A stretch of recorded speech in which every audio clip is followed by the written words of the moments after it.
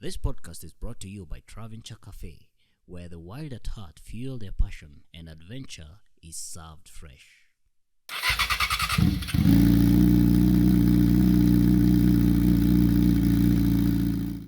Welcome, Coach Micah. Thank you, sir, for having me. Should I call you Coach Micah or Coach? You know, you're also a DJ. Yes. Recently, I received another one. Yeah, by the way, from South Africa. Yes, sir. Yeah, what exactly was this? Hey, it was an amazing training, advancing on my instructor's level of training and just making it much more. It was like for time efficient, so we used to take like 3 to 4 weeks to train someone, but now actually it happens in 2 days to 3 days. Now. Yes, sir. And the price changes as well, or no? Well, you got it right, but yeah, on a flexible way. I mean, you went to South Africa. You can just come back with all that knowledge to charge the same, I'm assuming. Well, one thing with the type of my work is that I think the most successful thing I've gotten in my career is changing passion to a career. It's really hard. Changing passion to a career. Yeah, Like, passion doesn't pay, does it? It does. I can tell you, I started doing what I do out of passion. Okay. And as time went by, it pays. You just have to be patient. Exactly. As time went by. Yeah. Yes. So it takes time. It just needs some kind of patience that most people don't. So if it's passion, really, you cannot commercialize it like straight away, right? So this, I'll say, training is not. If you come into training as for business, you're in the wrong career or the wrong path. So yeah. Really? Yeah. Okay. So how do you get certified to become a trainer? Locally, we start locally, right? Yeah. Okay, cool. So way back, you just needed to have a license that it's more than 5 years, and then of 25 years and above. Then you'll go to, what's the headquarter of NTSA? No. Back then there was no NTSA. This headquarter here at traffic here, HQs. The one in Survey along Yes, Thika Road. yes. Yeah, it's traffic headquarters. Yes, go there. I don't know, there was, and then you just say, I want instructors test. So they will test you on the table, MTB, they will test you on the signs, right in the parking lot while you're carrying a cop or sometimes not.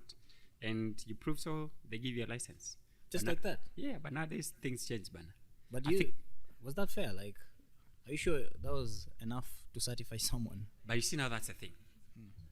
Because if I give you, let's think like how they thought back then. If you've been on the road for 5 years, let's just pray you've been on the road 5 years, 365. Then honestly, you have something that it takes to teach someone. But the problem with that was that people were transferring whatever they've been doing, like kids, students or anybody you're teaching, they're like kids. They don't do what you tell them to do. They do what you are doing. More So if like you- copy pasting. Yeah. So if you overtake from the left side every now and then you teach someone not to do that, it will be so hard for them for it to make sense. It doesn't hit home. They're seeing what you're doing. So then things changed. And TSA I have to really appreciate and acknowledge they've really, really changed. And as much as there's already Sijuni and TSA, tell you what, these guys are doing great work. They came and made it mandatory for anyone to be an instructor. You have to be taught how to teach. So you are taken to KTTC. And it's That's Kenya Teachers Training College. yes. To train bike. No. Oh. You want to be an instructor. So Yeah. instructor is a teacher. So you have to be taught how to be a teacher first before you are now taught how to be an instructor. So I did mine here at the Gigiri one, just across the corner. It was like, 3 months, was it? Yeah. But it started like, it was 3 months, yes. Quite something. It started at, they were charging 50 to 60K for that amount. For the 3 months. Yeah. So you go to KTTC, be taught how to teach, you get a certificate, then you go to school. Let's say the driving school just to refresh, nini. Then you, so the certificate you get at KTTC, you'll upload it in the system as you're applying for the instructor's test. So you apply that, you have to have the police clearance cert, you have the medical cert to see if you can, see well. And then apply for the test. You go do the test at Likoni Road. If you fail, you fail. And to come back again. Yeah, so You get booked. nowadays there's no loopholes. You really have to go through that, which I really appreciate, and it's a whole game changer. They didn't pay you to say this. I know they. I have no idea even who. Yeah, I'm just kidding. I'm just kidding about that. No. Oh, okay. So that's local. That's How about, local. So, like I said, it comes with a passion for you to grow, even whatever you do. There are those pioneers or those guys who already started way back, and maybe the one you look up to, and you'll be like, I want to get a class with this guy and see just how to either upgrading your gears, how you approach, and all that. So, this one, it's not mandatory with the government or anything. This is self-driven, and so throughout on how I started to train, probably before we reached there, is that I was trained with a local guy who trained with the MSF. MSF is Motorcycle Safety Foundation in the US, and so I was like the third party, so I didn't receive it like straight, but seeing him training and all that, and then you just, like I said, you do what they do, you don't do what they say, right? And doing more research online. I was under mentorship for quite some time, and then he employed me. So you get skills and experience at the same time when you're going, right? Then I met a couple of other instructors who are doing locally, and then I worked with Wasike, and Wasike, he's a brilliant instructor. I look up to that guy. He's brilliant, and he did with the British one, and Scotland Yard Police, something of the sort. So combining all this, it brought out the coach Micah, and then but still I was looking to have something now that I will sit down in the class and be taught and be told, no, that's wrong, do it this way. This one I was not being taught. Of course they will be like, you can do this, you can do that, but I needed a proper class. I needed something and extra just to take this on a higher level, on next level. So I checked around. Of course, there is the option of doing UK, US, and all that. But I want to believe Africa, and it's true, Africa, we just underrate ourselves. So But we're good. Oh, bro, we good. This guy, he's called Hein Yonka. And he's in SA. He's done. He trained in Texas, US. He did the German training, Bavaria, BMW, and all that. He started training in 2005 there. So he's really been doing this thing for the longest time. He developed a curriculum that Russians and Nigerians actually are currently using. So This is the South African one. Yes. So what difference are you advancing or? Yes, I do. Well, so here's the thing. There is what you've been doing, for instance, and there is how the world or where the world is, right? Like, for instance, there is what the technology that is being used in Nairobi. Then you go down the up country, there is what they believe that works. So like when you change a little bit, you come to realize you might be doing the same thing, but slightly they are doing it effortless and just in a different way. So yes, I upgraded in terms of how to tute. No, he told me not to use that word. He taught me how to coach and how to train. Not tuting? Tuting is Why? Tuting, he said, Tuting is shallow. Yeah, like kids and Some 5-year-olds. Yeah, that's how you tute them, how to say hi, ABC. Anyway, so yeah, I did a couple of courses. I did the Urban Rider, which I believe our market relies on Urban Rider delivery, border guys, private riders. We're all commuting, right? Even Adventure, they're all urban riders before they go into that dust. And so you can train even borders. yes, I've done that before. You've trained borders. Yeah, I've trained borders, courier guys. And why are the majority not still? Good. It has a history, and it's good that when I walked in, I told you it's really good to know where you're coming from. So the history of this is like border came from, you know where it came from? No. The word came from the cyclist who used to carry people from one side of the border of Malaba or Busia to the other side. So border to border. Then border. They used bicycles. They used bicycles. So then our best, like we regard him the best president we've had so far, Mr. Kibaki, R.I.P. He came in and he opened doors to the, market. Do you know bikes? We used to buy bikes in the. Let me talk like an OG now. Surprise us. Yeah, we used to buy bikes in supermarkets.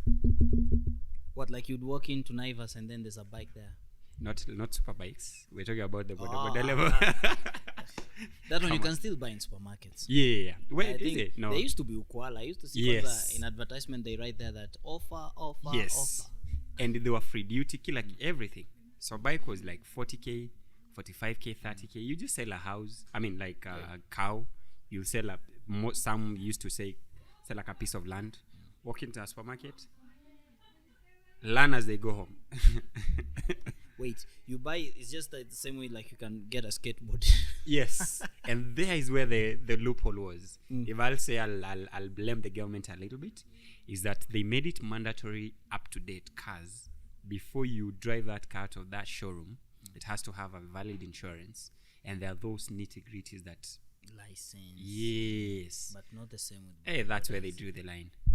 And so we are blaming of all the border, but we could have... Even right now we can do so. Just tell the dealers, all who are selling bikes, mandatory gear, quality, then safety in terms of like the license. They have to produce the license. They try nowadays that you have to put insurance before you walk out. So anyway, borders, the reason why that is happening is because, like I said, they learned by seeing what others are doing.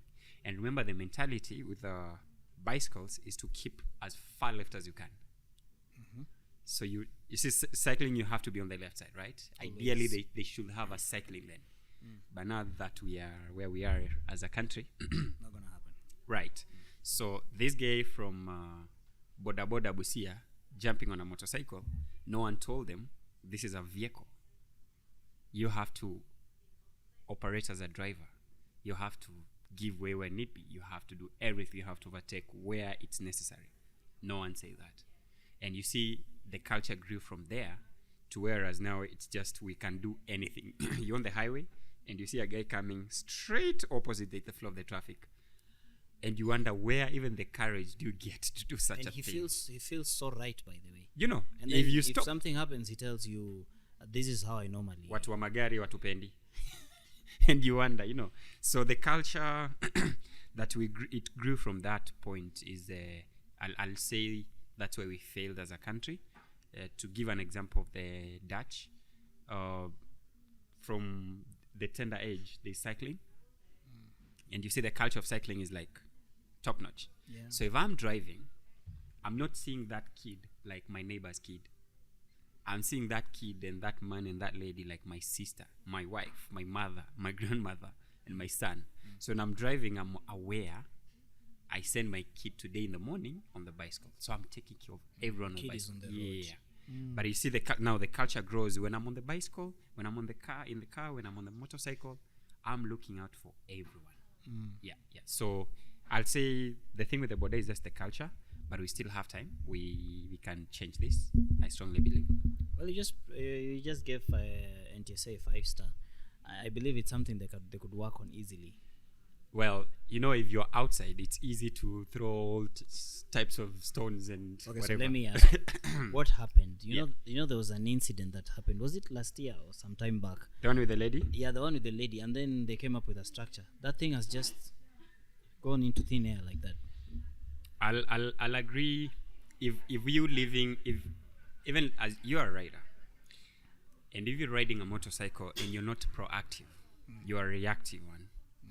You will keep blaming some few others while you really needed to be a proactive one. So I'll say sometimes you look at it, it might come out as a knee-jerk reaction from, I don't know how far they went with it, but the registration process, if they kept at it, because I checked as well, it was on the right course.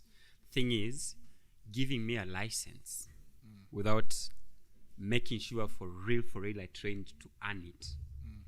It's the same as you handing me over a license to my death. So I'll say they have to, the same way they were really tight with the registration, if they can tighten that with the training, then definitely look what the world is doing, not copy pasting what the British curriculum does, but just putting in work like what is working really. See, training, I'll tell you for sure, based with the with a test that is being, sometimes what you hear the test is done. I can randomly walk in the street, pick someone who's never been on the bike, train them for like probably 2 hours. They will pass the test. Boda boda. Anybody. No, with a boda bike. Any bike. If the standards of what we've been having, I'll train somebody in 2 hours, go sit on the test, try it out. Chances that they'll pass the test. If come on Ivisha to theory and all that. So what we've forgotten is that when Ivisha table, signs and all that, but they're forgetting the most important thing, machine control. The practical, they're being on the road. Give a monkey a license. You ride on the straight line. So if my test is being tested how I ride on the straight line. That's just not it. Yeah. How do you, yeah. I just go on, sorry. Like in the UK or some first world countries, there is more or less like 3 types of how you do the test. There's a theory, the practical, there's the commentary riding or driving, and there's the driving. So the commentary one is where people, Kenyans even including yourself, you're gonna fail big time. You're driving and you're commenting what you're seeing. So they say, if I look at this mic and I don't say anything, I look at it, I look at you, and you'll ask me what do you see, I'll not tell you anything.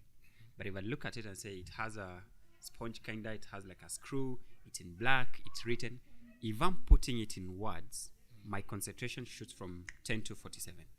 So that means I'm intentionally engaged. But how many drivers are driving and they're not engaged? So we will end up having this culture of just blaming everyone who uses the road.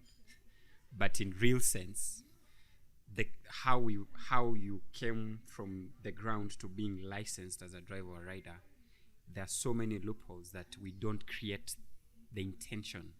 The intention is the word, is really big. Having the intention of being safe. So it's a cultural thing. It's a cultural thing, man. And unfortunately we're saying, anu mama tatu. But how can we solve this? It's very easy. Mm-hmm. It doesn't start with 100 people or 100 million. It starts with you and I to change the culture. What happens if you're riding and a matatu comes and cuts you and then stops in front? What are your chances? What are your reactions? I'll slow down and be angry. Yeah, and then you'll say something, some words here and there. Inside my helmet, you won't hear it, of course. But there will be a bit of reactions, right? Yeah, some cuss words. Yes, there you go. So you're being real. That will happen with anybody around, because really, what are you doing, right? It's wrong. The thing is, I decided to create time. Bro, I create time. If you do a mistake and I can have a chance to talk to you, I'll come in a very easy way. I'll talk to you. I'll say, listen, man, you didn't kill me. You didn't hurt me. But if I didn't have the skill I have, tungekuwa tuongele story ingine. So you really don't have to. He might not change there. But guess what? If you go home today, there's always a post-mortem of how the day was. There'll be outlines, the highlights of how the day went. You remember that Kanduthi guy? Aliongea kitu sense. Hakuwa hata amejam. Aliambia to just look out for bikes, to look out for everyone. Because I didn't have a tent and I didn't pitch there on the road. That I don't want to go home, I'm sleeping here. We were all moving, but he just felt, so they go knowing people are not camping on the road. People are going as well. It's just that they were doing it slower, but don't be agitated to be like, you have right of way every now and then. So if I change the perspective of how I handle things, then it's like the experience I had down there in SA. I was able to drive as well for quite some, and I was just checking. Of course, we have cameras. Oyaya said something really, and I agree with him. I said probably he needed another way of how to put it. What did he say? The bumps. I agree with the guy. Yeah, the bumps. The bumps, all right? So now let's talk about that. But if it's like the bump, I'm okay if bumps are put at school places, residential places instead. That's okay. Bro, freeways. Free. Do you know what a freeway means? It's free. You go. Bro, the maximum speed is 120 in SA. Here we do 110. 110. Yeah. Allowance of 10, actually. It's 100. You get. So if you telling me this is to how much I can go, and then you giving me $1 million. Do you know this guy called Abdizela? He counted bumps from Malaba to Nairobi, Westlands hapa ziko 480 something, 83. 483 bumps. Bumps from Malaba border to Nairobi, hata si Mombasa, Nairobi. We're always joking like, I think these Kenya guys, they get a proper pension the more they mount these bumps. My kickbacks. You get but on the you know, we really don't need it, and you asked for why, how will we go on without bumps, and you believe bumps slows down. I'll tell you, like the way he said, let people reason. He used an example of Rwanda. Rwanda is a tiny country, we all say that, but guess what? Kenya is not. We're not, highways are not in Marsabit like we don't use all the country at the same time. We have specific main highways. Thika Road, we have like Namanga, we have Mombasa, Malaba. It's very easy. For me, my way is very easy. You're in a hurry and you're risking other people's life. It's okay. We're going to arrest you. We're not going to take you even to the police. No. Just sit there for 10 hours. Let's just waste your time. Just keep them there, buy them some juice. 10 hours. Bro, you will never be in a hurry. Easy mambio sijui nini, I almost called Subaru boys.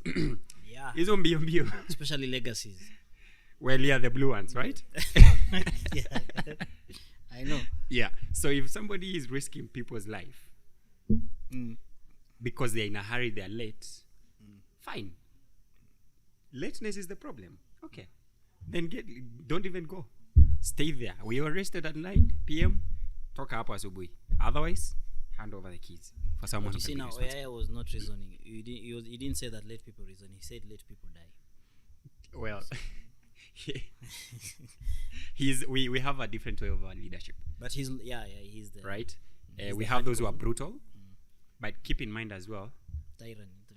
tyrant leadership. Yeah, if I come to you in a brutal way, what do I expect from you? Retaliation. Retaliation. Right?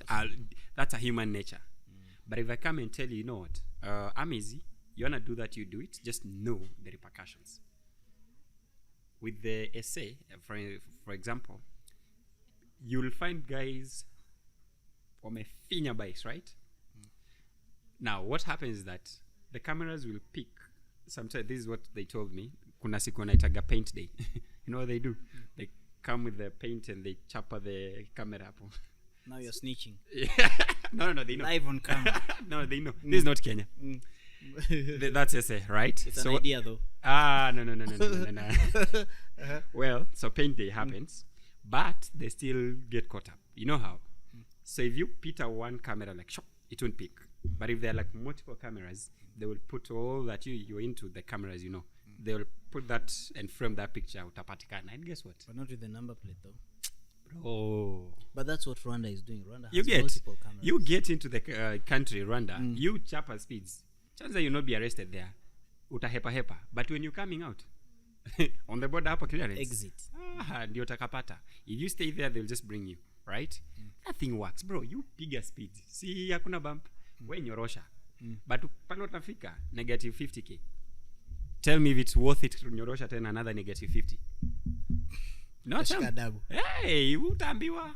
With no time, umelipa Kenya so much that you could have upgraded your bike.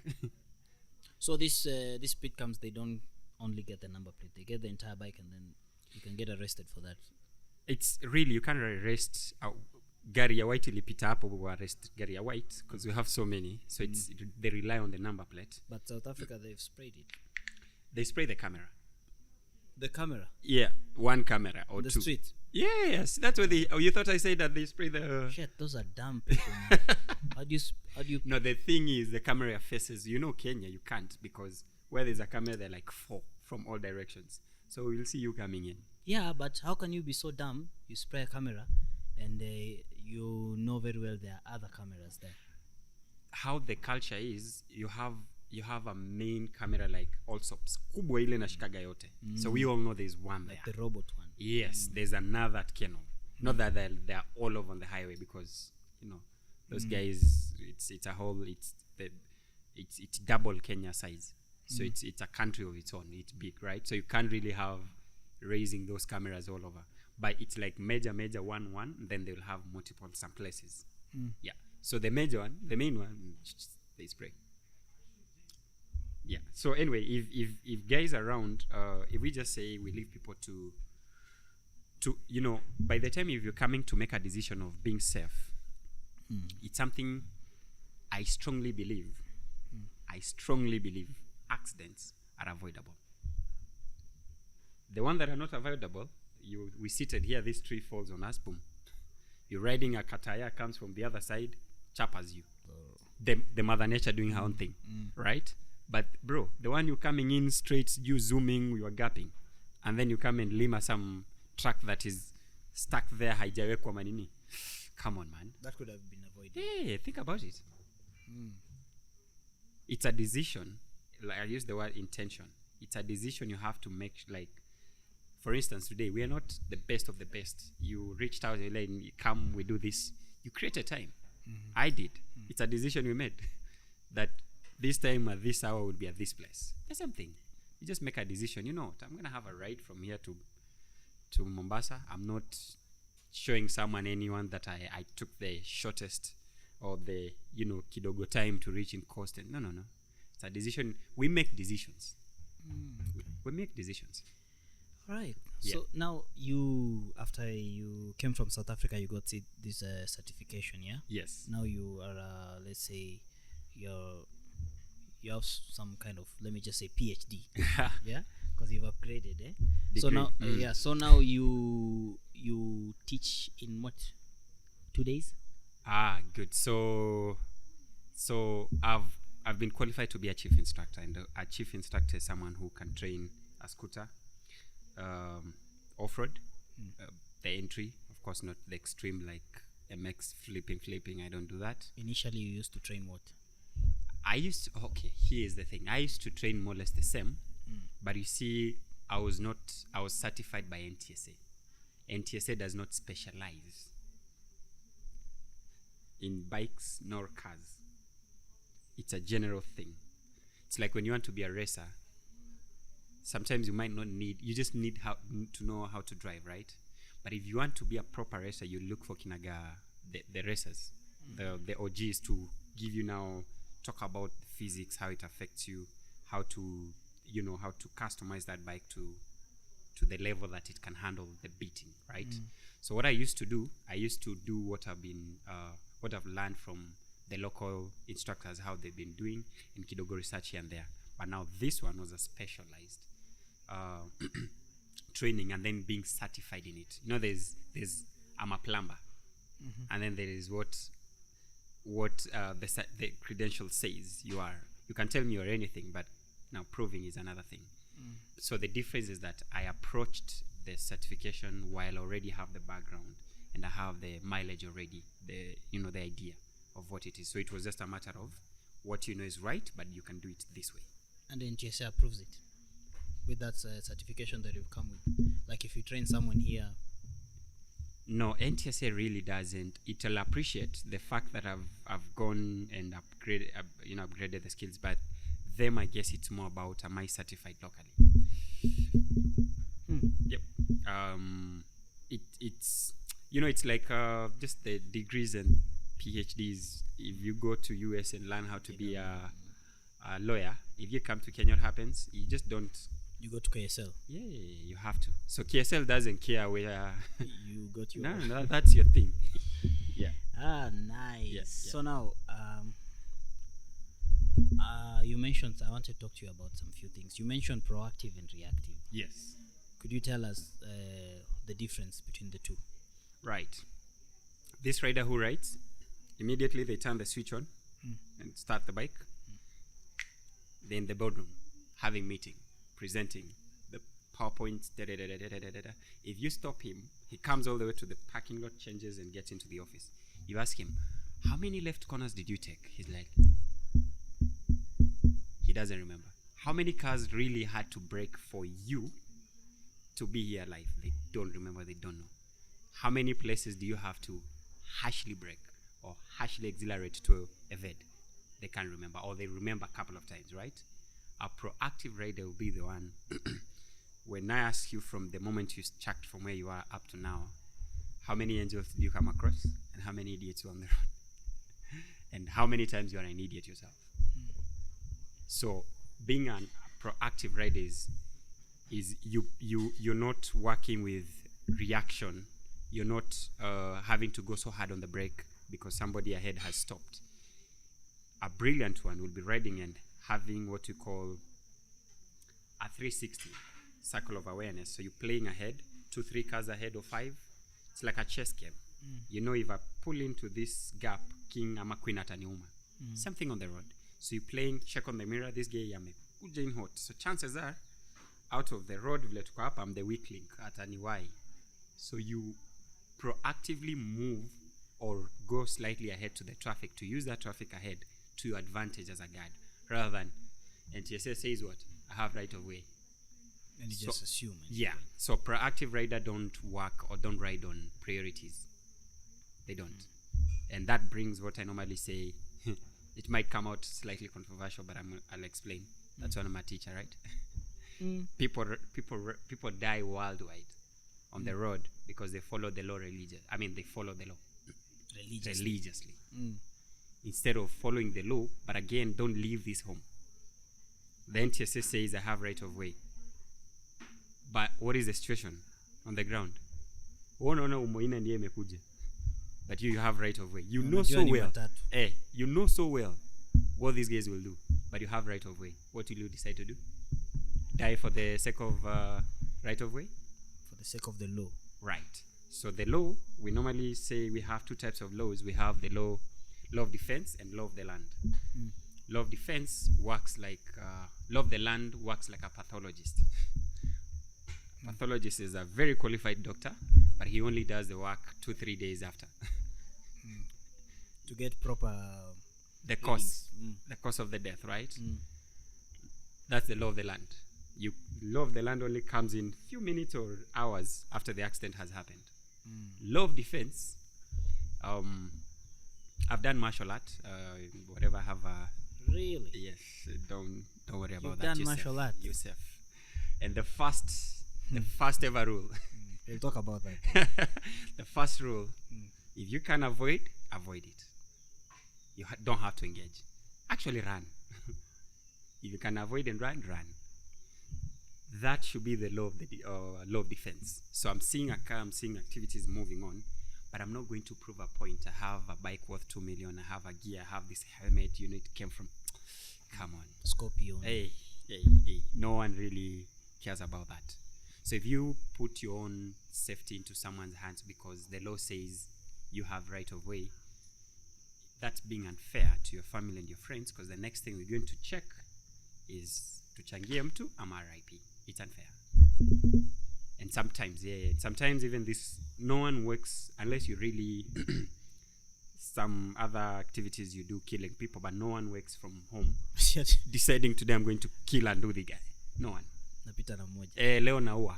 Wamenizoea, no one. Right? It just happened that at that time, like I said, he wasn't a proactive driver. He was having this meeting, Kamau mbona nyama haijafika, and then really moving high. Huyu jamaa naye wanduthi anataka tu across highway katikati, shup, ndiye achukue hiyo 50 bob. So you're having two guys, priority, 50 bob, priority, kazi. Zinapatana. Yeah. Nice. So you can change. You're agreeing with me, right? You're doing well. I actually agree with you. So that's proactive. Yeah. So in the reactive?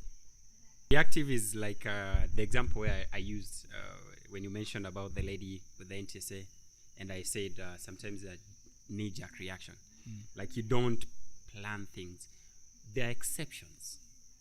No one, probably some, but no one, look, majority of the countries around the world no one planned for COVID. So whatever reactions that were there, they were needed, right? But if you're telling me we know 2029 COVID is coming to hit, and then just on 2029 you're starting now to have to wear the masks, come on. The same thing when you bring on the rider side, you say, if you look at their rates, accidents happens with a bike mostly at a main 5 places. Intersection junction number 1. If you go home today, if there's any accident that has happened, kuna ka junction pahali. Corners, mashamba zimenunuliwa kadhaa. Do you have something to say? No, mashamba? No. Okay. I was there with you. You know me how. Good. I know the one you want to talk about. Corners, right? Sikuwa na hiyo pesa. Uko na hiyo pesa, so like I can't afford this. Not yet. Yeah, uliruka. I was like, are you a Masai by any chance anyway? But I was like, hey, Micah is behind me. I'm sure he'll give me tips. After this, he's a tute. But that is before he went to South Africa, and then now he's no longer a tute. He's now an instructor. A chief instructor. Back to the point. Number 1 and 2, intersection and junction. That's where the accident happens. Majorly, most of the time. Corners, people coming in too hot. Or just target fixation. Then we have overtaking. Overtaking, yeah, I always say, when you come out and, there's, we have a funny way on how Kenyan drivers do drive and do operate. It's like, you come very close to this car head, and what you're doing is, you just talk like, wah, come on, commit. And I'm like, you just needed to be a couple of meters away and you will see very well. Anyway, so overtaking, somebody comes and then they ask themselves, will I really make it? The answer will always be, you'll never make it. If you're doubting yourself, you'll never make it. And I'm always saying, a good driver or a good rider will never overtake on brakes. You know what that means? Never overtake on brakes? No. Yep, it's hitting. I know. No, actually, I'm one of those guys. Who overtakes on brakes? Yeah, my director, the director of this show, John. Where? That guy right there. You see, when we the nature of my job, when we traveling, say to Naivasha, anytime I drive, and I start overtaking, and then in the middle of that, I slow down, and then it's like, bro, your issue is braking. Ukiamua kuenda. But the thing is, before you decide, I'm going to overtake, those are the questions you ask yourself. Is this distance enough? Before overtake, why is this guy slow anyway? Have you ever committed anyway, unaona kakondoo kamepewa wei kanatembea, so wewe na wei hiyo kondoo, nani ndo kondoo? You could have asked yourself. That sounds like an insult, man. No, yeah, you take it. We use words that will inflict, so that when you're about to be a kondoo, you remember, niliulizwa. You just promised that you won't be like Oyaya. No, Oyaya is a legend. Let me ask you. Go ahead. How do you know that your student is now ready for the road? When the skill shouts from the stairs. Oh, okay. It's not how pretty you look, how much in a hurry you are, how big you are, or how dark you are. It's just the skills. You'll be able to tell. Yeah. What if you train someone and then after 2 weeks he or she goes down? Down in terms of falling? It depends. There's a dropping the bike and there's crashing. What are you talking about? Dropping of the bike is... It should... Falling proper. No. That will be the solely on the... So here's the thing. If they fall during the training, it's solely on the instructor's fault. Yeah. A good instructor, students should not fall in training. Not fall or never fall at all? Not never. You don't put words. No, I'm asking. I'm just confirming. I want it for the record. Not fall or never there, fall at all. They should not drop the bike off. No, they should just basically not fall. While training. Okay. If the instructions are well given and well, use little time to explain, but use something that is more digestible. If I started talking about counter steering, you'll be like, hey, too much. But if I'm straight to point and I demonstrate and I explain and you do it, if you fall outside the field or outside the training camp, that comes to your own stupidity. Because if you didn't fall during the training, what were you doing? And even like today I was handling another case. One of the students crashed. She avoided, in a corner. And remember I said where the people crash, it's always on corner. Where the reaction comes in instead of proactive. Corner is like this. And then the car is coming from the other side. So this student placed themselves right into the corner so they couldn't see far much. So they brought the apex closer. If they moved slightly out, they could push the apex far much and they could see that car. So the driver sees you way earlier and you see each other mapema, so mnajipanga. But this happened. Umeenda unasikia haya ndio huyo mnani mmepatana. So instead of hitting, alitoka nje and just drop the, there were a couple of reasons as to why she could go down. Aligonga pothole, barabara ilikuwa imeisha, ni tight corner, so much good excuses. Good excuses. But if such a thing happens and then you've gone through, I don't blame her at all because she only did the beginner level. Some things on the road requires a different way of thinking. When you're driving even in a blind corner, I'm always saying offend, then defend. If you start by defending, you'll offend at the exit. What it means is that you come in a corner tight, you exit wide. You slightly delay the tipping point and then tip it when it's clear, exit will be tight in. Truck and on road. Different, No. Same thing. I know where you're going. I'll not go there now. It might sound political, but I'll just leave it at that. So now, you're a member of the PBAK. Yes, I am. What role do you play? Training. Training, yes. This you going to South Africa and all this, is it endorsed by PBK or just sponsor yourself to do all these things? Or what role do they play? Yeah. Do you train under PBAK or you're solo? So PBAK is Private Bikers Association of Kenya, and this is just an association that wants to unite private bikers, and if we have any issues to present to the government. Government doesn't listen to individuals. It deals with the organizations and associations and, but wakitafuta kura wanatafuta kwa individual. Anyway, so PBAK is there as a bridge to you as an individual. You remember that thing of Muthaiga place being closed for no bikes allowed? Oh, you aren't. Don't go there. Let's just keep going. You're saying?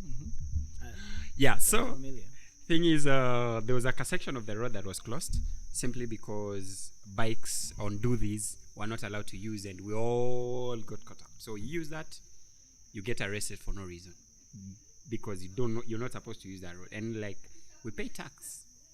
So why should I, for instance, I've parked that car just to use my bike? So am I a different Micah or I'm the same? Why should you discriminate? Anyway, so PBAK came in, presented that. I think the day PBAK came in, that was it. It was dissolved there and then. But if you went individually, it would have never happened, right? So to answer your question of if it endorses or sponsors, PBAK doesn't make money.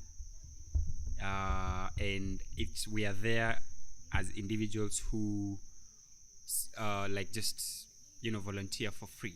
So even the training I give, courtesy of PBAK, nile namaliza training naambiwa asante sana. It's been good. Yes. Naambia PBAK. Wananiambia. But members pay 1,000 by here. Yes, there are so many things How many members do we have? 2,000? Yeah. You have 2,000 members? Yeah. All these are private bikers? Yeah. Are you sure there's no any border guy there or something? Well, border is not a person, it's well, private means private. Yes. Public is commercial more. Yeah. No, PBAK is private bikers who they are not on the bike commercially. They want to use. When members pay, what is the fee for? Good. It's a good position you put in me. I'm gonna try to explain. Try your best. Yeah. Again, my role is for training, but what I understand is that PBAK has a lot of activities in a year. We have Ubuntu. We have, for instance, the one that is coming up, though PBAK has they have delegated the planning to WBA, is it? For World Remembrance Day for those WBA victims. Is what? A Women Bikers Association, I think. Okay. hope I got it right. Yeah. And So then Women Bikers Association is a member of the Private Bikers Association. Yes, so here's the thing, we have groups. PBAC is up here as an It's umbrella. like an umbrella, okay. Yeah, but not all groups will subscribe to, we are free democracy, so you join willingly, not like it's mandatory you have to be here. So But there's an ideally- association inside another association. It's not an association, So it's called you can Women put it- Bikers Association. you can put it as an association, but their mandate or the vision or the mission is slightly different. That's women bikers. Okay. So, and this is private bikers, which includes, Men and women. and they, if they are. Yeah.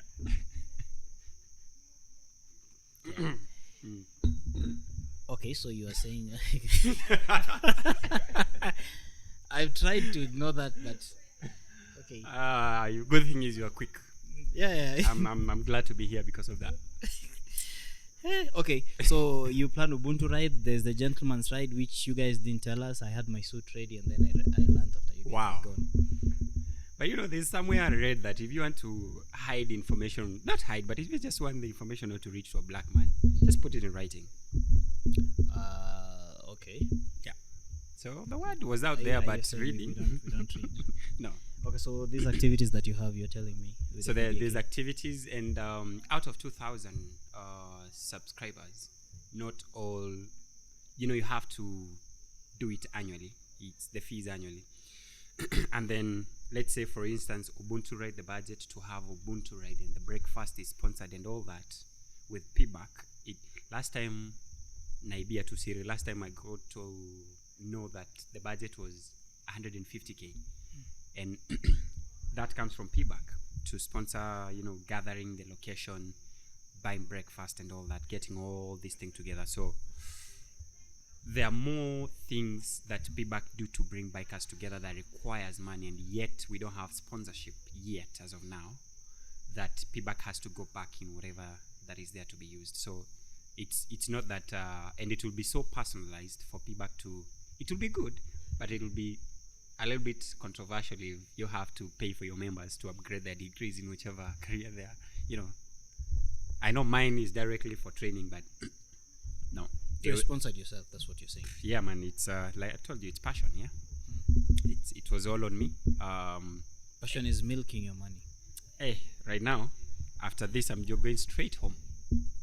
Yeah, Where were you supposed to go anyway? I could pass by somewhere, Go home, man. No randoms, at least for the couple of. Yeah, so it was. I saved for quite some time. Along the way, I was frustrated because I was to go last year. Got the fee, got the flight.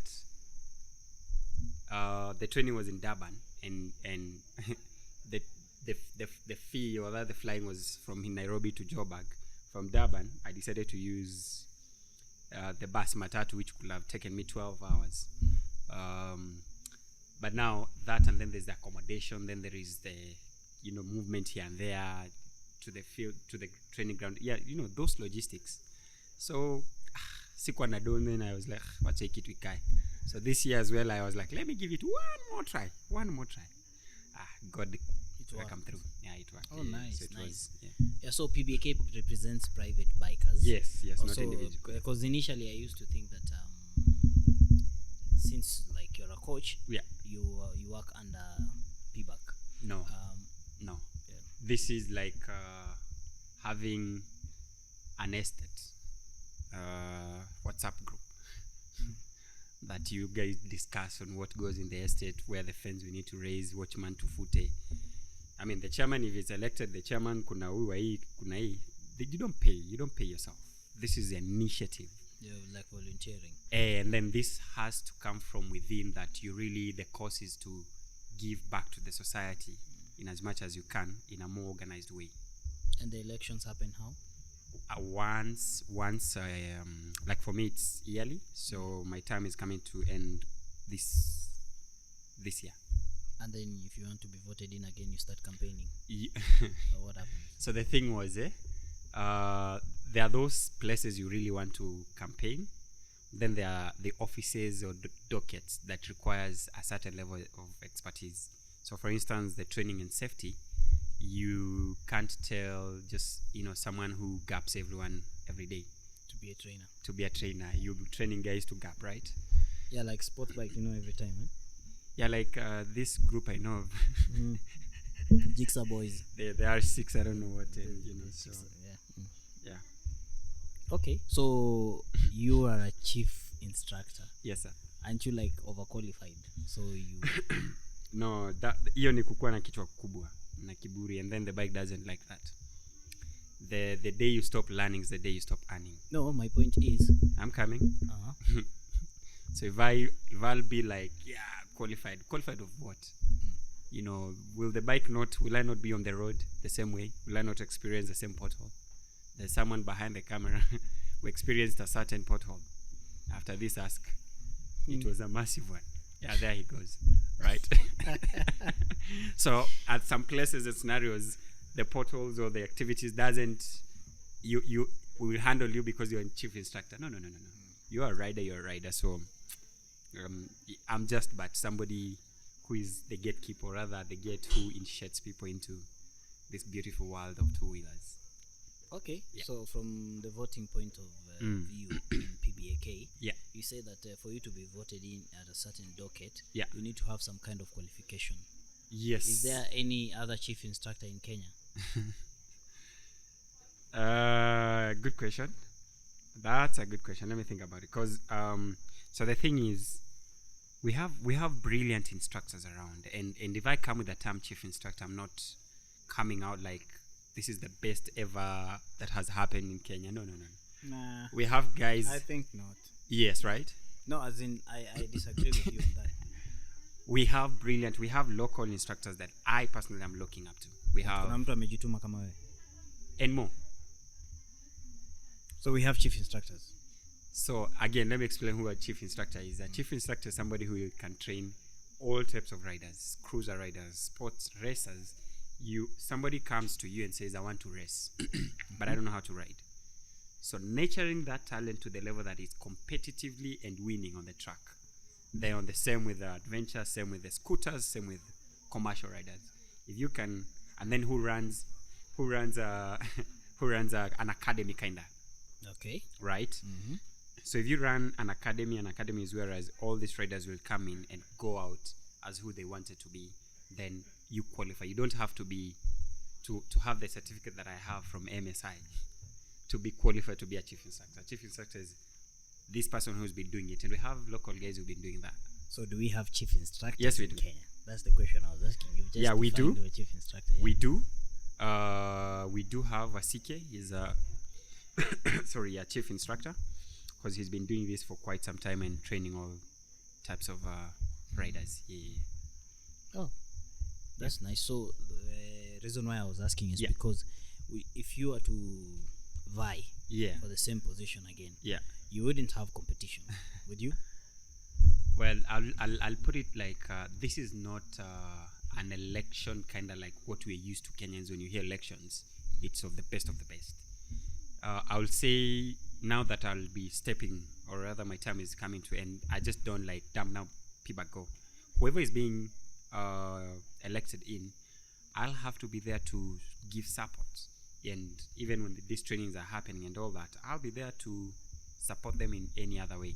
Do we have, if it's competitively that I have to know, that will be like showing I'm the best. And you see, as instructors or the trainers, we don't do that. If there's any trainer who comes out and kujipiga and about riding, then there are some questions in it. So it's not a competition per se, but it's do you feel and have you trained someone? Can you nurture? Can you stay behind someone who is doing 20 kph for 10 hours? No, Yeah, thank you. So I wouldn't. yeah. So basically, you're telling me you would endorse someone who's not a chief instructor, No, you don't have to. I wasn't chief instructor when I was elected. but you are now. So my question is, would you endorse someone who's not a chief instructor, like when the qualifications require someone who has that and more? Yeah, I mean, we'll look at the background. So how does the election work? Do the members get to vote? You are nominated first By who? by the members of PBAC. The We 2,000 know members. ourselves. The 2,000 members. No, I'll say they put out the nomination and decide who to choose. So PBAC has WhatsApp group. The word is, gone around, and even word of mouth. On this list of safety, we have so and so. On this list of chairman, secretary, and all that, we have this and this. Who do you think? And the pillar. We have lawyers. We have a lawyer section as well. So we will see. Unaweza kuwa umequalify lakini Brian Mwenda na kuosha mbaya. There's a WhatsApp group for PBAC, and WhatsApp can only accommodate 500 people. There is the groups I know. So here's what happened. We have what we call Nairobi Nyumba Kumi County Leaders Group. Oh, now that has all the leaders of Nyumba Kumi. Yeah, so the word discussed and shared there, it reaches to all Nyumba Kumis across the country. So you don't really have to be in PBAC.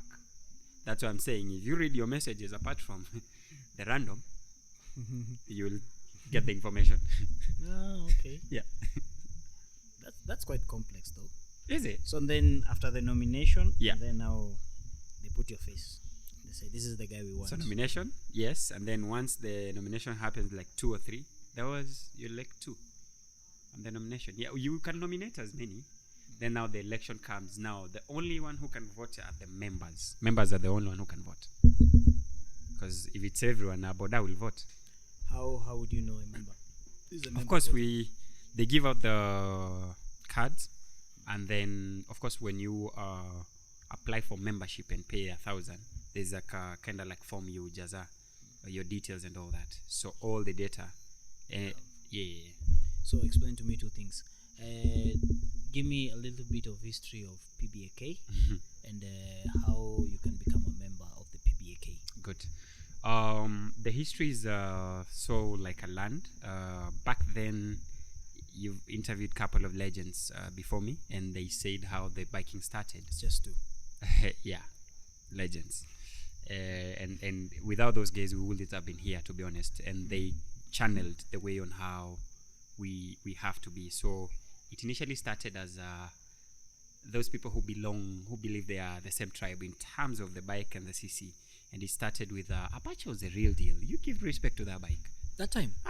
Bro. Like back in the years? Yeah. Yeah, Oyaya's first bike was Apache. Which bike? Apache. So if you had a Apache 209, 209. Right now he finds them to be disgusting. Well, you better stay true once you cheat. Yeah, so Apache, and then immediately they came Hero Honda, the Charisma ZMR. Okay, ZMR was like now this cool kid on the block. These are like all Indian bikes, right? So then the genesis of Private Bikers Association of Kenya, which was Motorcycle Kenya, started as Hero Riders, is it? These guys who are riding Hero Honda bikes, the ZMRs. Yes. Then which year is this? This is like 2013, because the early Heroes were 2013 model, 2014, 2015 onwards. Then I think, business is business. They thin air somewhere. So bikers were going down, and that's where now we're going to talk about the training and the safety. So lots of bikers were going down because of a couple of things. Knowledge is power. And one of the main reason I came to learn along the way, I don't want to veto or anything, but we have specific bikes that are safety-wise, when it comes to stability, they're compromised. They, cutting cost. And that's why we have everything on the market. Like that's from experience, you're saying? Yes. Yeah. Which bikes are these? Well, something like an Apache. I had an Apache, I named it an Ahmed the terrorist. That thing will never die. Skeleton. Up to now. I saw that thing when it was like 120 kilometers. You stole it? I sold it. 120,000 kilometers, and it's breathing phonology. Hands down, that thing cannot die. But when it comes to stability, it requires a certain level of handling. Because the tires are really kidogo, kwanza the front one. So if you're braking, the power, the contact patch doesn't allow you to have proper traction. And even the clearance and all that, it's basically the small nitty-gritties that could not allow them to pass the European standards, but in Kenya they pass and go beyond. And some riders who were going down, even right now, unfortunately in Kenya we haven't put out things in place. I was so surprised. There's a lady who was trained with my chief instructor in SA. She went down with Harley Davidson. She sued a Harley Davidson and got paid. Really? Yep. How did this happen? There was a problem of riding while at a certain place there will be the tank slapper, they call it. They had that problem from manufacture, from and people were complaining it didn't happen. So this time round, she riding on a freeway, passing the truck, and it came. She couldn't control it. There's a way you control it anyway, which we have a steering damper. Yeah. If this tank slapper happens with the front tire. So apparently, how to control that, you just open the gas. Open? Yeah. It's the front that is losing, right? If you open, what happens? The front weight goes to the rear, so you loosen the front. So it will control very easy, versus when you're braking and the weight is coming on the front. Well, contrary to popular belief of do nothing. Just no, do something. What do you mean? Do something. It's been a lie all along. Yeah, do something, bro. Yeah, we've had this meeting with other bikers. Yeah. And we've always been discussing. But someone will always say, when you have a tank slapper, wachilia kila kitu. Wacha tu itaisha yenyewe. No, but I don't blame you. If you ask a right question to a wrong person, you get a wrong answer. Now you're the right guy. Thank God you're here, man. So, I'm really surprised. Honestly, I believe that notion, Physics. Think about that. When you brake, the weight goes on the front. If your first reaction is brake, you're putting more weight on the stressed thing that has no direction. Versus when it starts, you're making it worse, actually. Hey, open up, let it be chapa, but it's up the air. By the time actually you roll off the gas, that thing has stabilized. And then you can just maintain until you reach the place, breathe, thank you or whatever, and then go. But now, such a thing, it's easy to say than put in practice. So this thing is that, riding a bike is... you cannot put tank slapper into practice because you don't want it to happen. Do you know you can practice on a couple of things, if you think about it? Including tank slapper? No, but something closer to that. Which is? Have you skidded with the rear? Oh, bro, in nyoka. That's crazily, man. Told you. Yeah, I remember. R6, right? Told you. Yeah, but you've talked about that lady with the Harley Davidson. Yeah, so apparently in Kenya... you know why? You can, yeah. You know why? Yeah. I went down with a jigsaw and I feel like I need compensation. If that lady was compensated, you guys. So they can't... I'm broke. What happened? See, I'm broke now. No, what happened with the jigsaw? Do you want to say anything about it? Yeah. It's just a jigsaw. I just went down with the jigsaw. So what I can check before we go back to the essay is that some bikes are made for raw skills. Raw skills.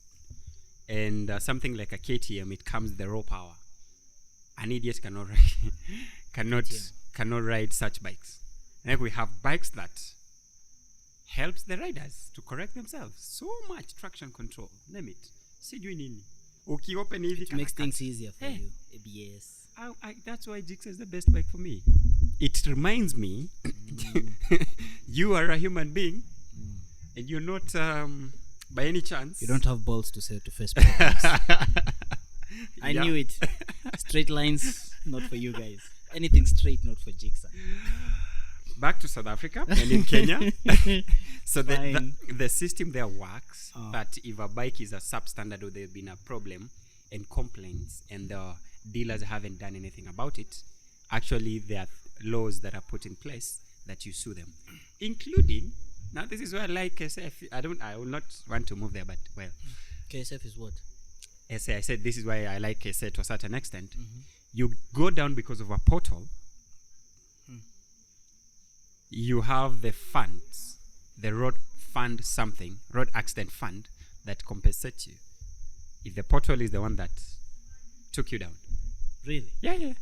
Because you're a citizen and you pay tax. Yeah. So the tax you pay, you'll have catered for their pothole. That also happens in the US, right? Even in Grand Mula here, there's this case of Grand Mula. I know they lose chippings. Yeah. And then you got 7 million. Right? Man, But for something that would have been 100,000. Can that happen with a jigsaw rider in No. Good. Man, that's crazy. So It this is. lady, because of the tongue slapper. Yeah, so that happened. So when it comes to the Kenyan market, it's been a growth, and genuinely, for me, I believe we've grown as Kenyan community and bikers to another level. That until you get out, then you see how the growth. Do you know in East and Central Africa? No, in Africa, South Africa is the only one that is up there. Otherwise, we are like this. We don't have proper tracks. Yes, There's a track in South Africa. not a track. Tracks. Tracks. Yes, proper for racing, right? Now, when it comes to Kenya, there are so many initiatives. You look at the neighboring countries and whatever, they don't have things like PBAC, things like us having groups, things like people actually preparing and having the trainers. We don't. Yeah, no, we don't. I have so many Ugandans who reach out. Not that there's one guy called Marvin. He's teaching, but that's not his main work.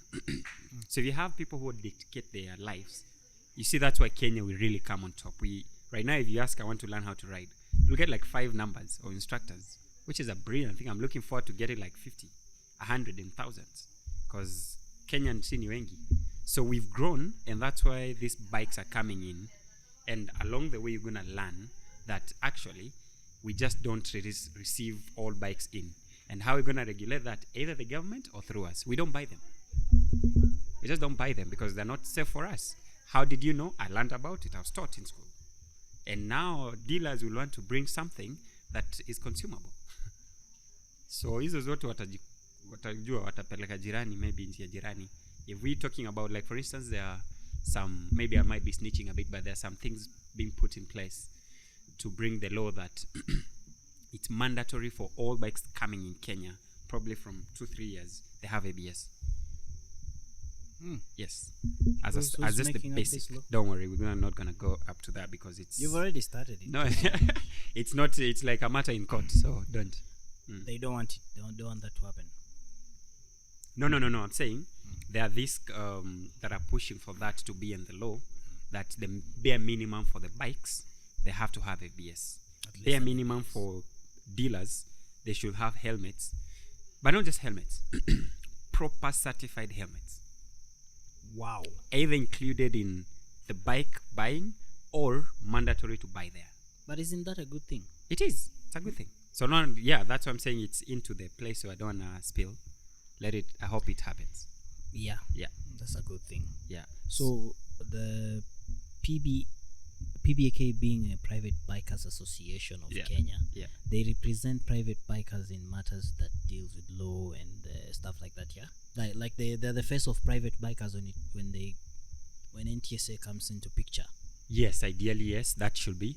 It's not fully down for that because of course, we have a lot of politics, which, like I said, politics is everywhere, even in the families. I love politics, but I like politics that we're gonna have to, sit down and use logic rather than unimtu wetu, such a thing. So PBAC comes in with a law, comes in with like Odek. He's on the organizing gentleman's agreement, ride, all those rides. Sorry, and then there is me in training. So sharing with the public, because honestly, if you're gonna call me, I'm based in Nairobi. If you're gonna call me in Mombasa, then the logistics will make it slightly more expensive for that training to happen, versus when PBAC organizes and we go to Mombasa to train riders of Mombasa. So you see, now I'm giving back to society through PBAC, but if I'm going to do it alone or in a solo, I can only reach out to very few. So it's there to close that gap. It's kind of like a bridge, let's put it. Safety-wise, with the law, we can lane split, courtesy of PBAC. No, but at now what, you do. Is it what KPH? So are you not happy with it again? Yeah, we have sport bikes. Well, where are they supposed to be at? the road, of course. On the road where? Thika Road. Sports bike But I actually. get your not- point. Yeah. That's a good thing. Yeah. With the lane splitting. So let's talk about track. You mentioned about tracks that South Africa has tracks. Yes. How did they get to achieve this? I will not have full the history of the genesis when it started, but like where I had mentioned earlier on, most of these tracks are owned by the government. But again, the government will just not wake up and put the Formula One track, and we have no Formula One in Kenya whatsoever. You have to relate with people, right? Like go-karts are all over, but unfortunately, if you ask someone from for instance, you come from Mihoko. If you ask somebody from Mihoko about payback, I'm sorry that I own Yamaha. I know it's the Yamaha, but it's fine. If you ask anyone about their like a sports bike, wanakwambia zile nduthi ziwenda mbio kutoka 1 hour hapa na Mombasa, zile shoo. There's no really proper knowledge. So if I can't come to a Mihoko kind of guy and nieke hapo track niambie ni ya Mihoko, come on, whether they are racing with what, wheelbarrows or something, so the need was there that these guys, the bikers, organize themselves.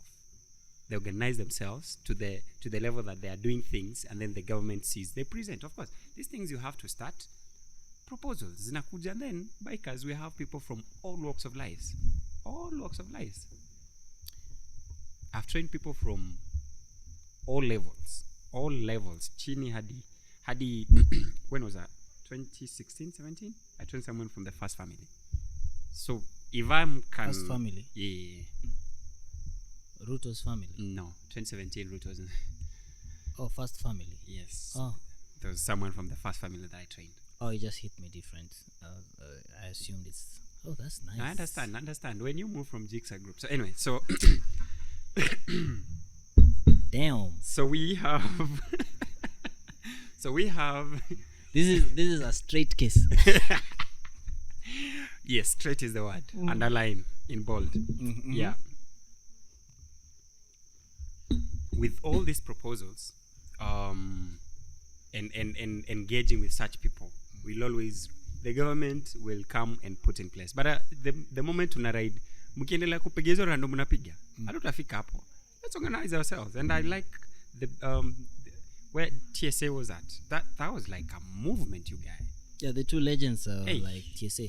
But now that's an association. Assuming if the tracks in South Africa, they're owned by the government, yeah? Mm-hmm. I'm sure there are sport bikes there, and they use the tracks and everything. Yeah. And I'm sure there's a Mwihoko there, and there are all those assumptions that you're putting. Yeah? Yeah. So if they used an association, currently in Kenya, PBAC is like the biggest association we have right now. Right. Isn't that like, shouldn't that be their mandate to... Can you trust me? Now, here's the thing. First, before I answer you that, is that when you join an organization or any group, you have to know their mission. So we've decided we're going to be here, the gap between you and the government, and then the next thing you hear, 50,000 each member, because we're building this. How many members came in with not that in mind? Isn't it like for the government? What's the fee for? Isn't it? For the government too? Isn't it like for the government? What's the 50,000 for? Well, easy to say. Easy to say, but now which wing of the government? Art, sports and recreation. Thank you. So we have to approach Mr. Honorable Ababu Namwamba, right? Yeah. So now we are talking, right? So that's the way. It's not the PBAC, it's not you, it's not TSA. Rather, us riders, super bikers, or we've seen people are dying on the road because they are quenching their speed devils on the highways. So how about we use this as a safety measure? Government, we've had, and then you see with the government, you've ever written a proposal, right? It's not in nataka 20 bob. You have to explain why. Yeah, all the cost and all that, right? So we go with the statistics. First thing first. For instance, this guy, my chief instructor, before he started being relevant to the authority, he took 3 years to do statistics. Every accident that was happening, he will go there and examine and give the report to both parties. And record it. He started, he got contact with cops, local guys. Accident can happen, anapigiwa. Either he goes or he sends his people. They recorded for 3 years and came up and told the government, which bikers walikata, told the government, 80% of the accidents are caused by riders. You can imagine now saying here in Kenya, mtatafutwa, mtatoka huko mihoko mnitafute, right? To get certification. But the thing is, he opened the government or the authorities a third eye to look at, like, look, these guys are proposing like this, and they're not coming like they are the holiest. Where I'm the sinner, please forgive me. You already may repent. Then how to forgive me and help me is that, and my rest of the people that we are doing more or less the same thing, give us something. It hits differently. That's a proper proposal. Lakini tunakuja hapo tunasema ababu na mwamba tusaidie, it will never happen. See, then an association would be good, the right person to go and write this and do okay, this. good. Because I believe the government would listen to an organization or an association rather than an individual, or maybe 3 bikers coming in together and saying, yo, can you hear us? Payback just watched. Yeah. But you're a member. Yeah. No, you're on the trainings, but you know, when you're in the... A leader is a leader. Yeah, it is. I am. Yeah. But I'm not in a position to be like, all right, this is it and let's go. It's a whole committee that discussions happen. You ask the members of public as well. And then, you know, it's not something that you just wake up and do it. Well, personally, I believe it's about time. Okay. On behalf of... Are you a member of Payback? Yeah, I am. Come on. Yeah. You are? Yeah. When did you sign up? But I haven't signed up this year. Yeah, thank you. Anyway, the thing is, you have a right. You have a right to keep Payback in check. And be as like, a member? Yeah. Okay. The same thing, you have a right to kukata anything the government is telling you to not to do and you're not, to do and you're not comfortable. Oh, okay. Yeah. So, let hizo vitu, let's discuss, and then niko sure pia unaweza umenunua mashamba mingi na Jigsaw before you know how to ride. Give us some plots there. Let's raise up something. Ni moja tu and I knew better. But it was really big, right? Yeah, 100. We only need 50 acres. I'm above the threshold. You are right.